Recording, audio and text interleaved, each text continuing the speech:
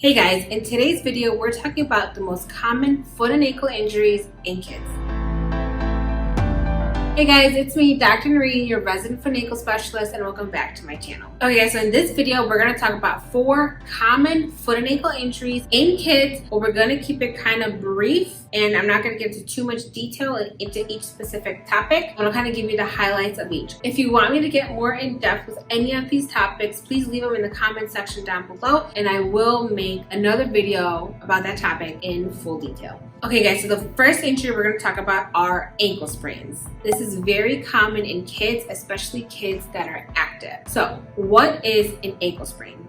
An ankle sprain happens when there is a sudden movement or twist to your ankle, which causes the ligaments that hold the ankle together to be overstretched, which then causes tears and bleeding around the ankle joint. So how do you know if your child has a sprained ankle? Likely, if your child does have a sprained ankle, they did it during some type of activity. So most commonly, their complaint of ankle pain will come after an activity. They can have pain, swelling, and bruising of their ankle. So you guys, do you need to take your child to a doctor? My answer to this is yes.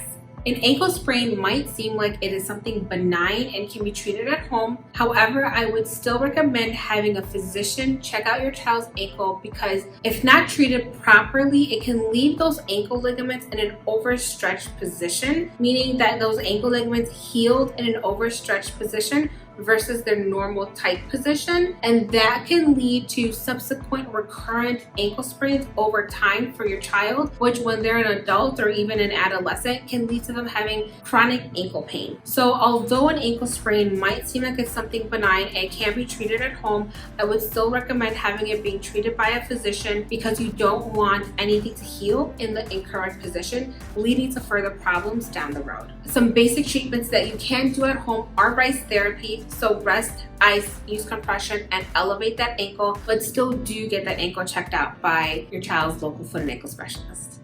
Now, the next most common foot and ankle injury with children are shin splints. So what are shin splints? So shin splints are a type of overuse injury that causes inflammation of your anterior leg muscles, or the muscles in the front of your leg, or the muscles that sit right on your shin. Now, all those muscles become tendons that then insert on your feet. So you guys, what are the symptoms for shin splints? With shin splints, typically you will get pain or swelling in the front of your legs, and it usually happens after activity. How are shin splints treated? Shin splints are treated with, again, rice therapy, so rest after activity. If your child is going through a period where they're having shin splints continuously, you might want to have them take rest from their activity that they do for at least 2 weeks. You can also ice that area after activity. You can also elevate their legs above the level of their heart, and you can also use compression stockings.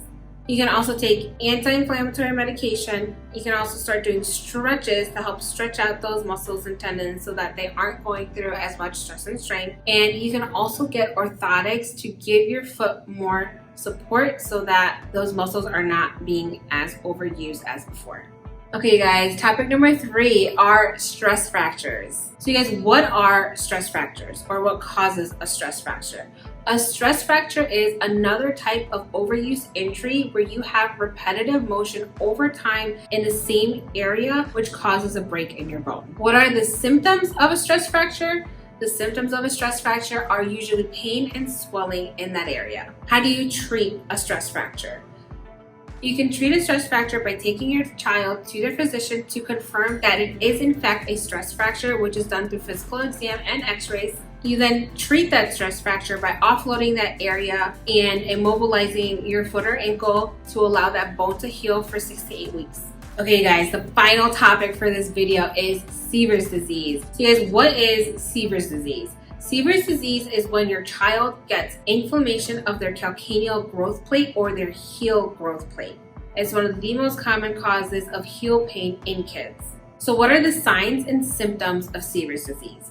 The signs and symptoms are swelling and pain over their heel. Your child may also refuse to do certain activities that they loved to do before, or they may be walking on their tiptoes and avoid putting weight on their heels. And these symptoms are typically worse after activity. Okay guys, so what causes Sievers disease? Sievers disease typically occurs in kids going through a growth spurt because bones, tendons, and ligaments grow at different rates. The muscles and tendons can become tight and pull on the growth plate, causing it to be irritated and inflamed, and then leading to pain for your child. So you guys, how do you treat Sievers disease? So you guys, the most basic ways to treat Sievers disease is again through the RICE therapy: rest, ice, compression, elevate, and also having your child take a break from the activity that might be aggravating their growth plate, and also using a CAN boot to help take weight and pressure off of that growth plate and allow it some time to rest and heal. Okay guys, that was a brief overview of 4 of the most common foot and ankle injuries in kids. If you guys have any comments or concerns, if you want me to elaborate on any of these topics, please leave them in the comment section down below and I will do that. And as always, you guys, don't forget to stretch and subscribe, like this video, and I'll see you guys next week. Bye.